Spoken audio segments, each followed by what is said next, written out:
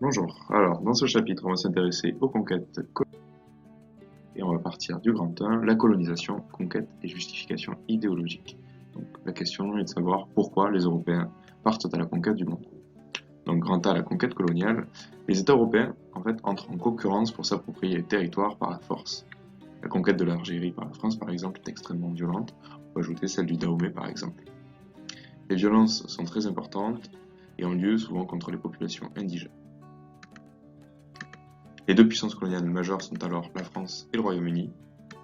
Les États cherchent à montrer leur puissance, on parle de concurrence coloniale. La colonisation répond d'abord à un intérêt économique.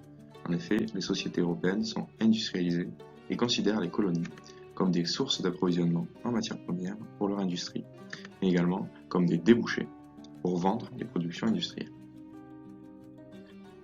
Les Européens considèrent la colonisation comme un devoir.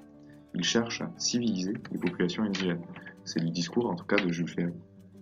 Cela repose sur une vision raciale et hiérarchique entre les cultures. Rudyard Kipling parle de la colonisation comme le fardeau de l'homme blanc, comme un devoir. Les acteurs de la colonisation sont d'abord les missionnaires qui cherchent à convertir les populations indigènes au christianisme. On compte également les compagnies de commerce qui cherchent à profiter des ressources locales, minerais, cacao, café, etc.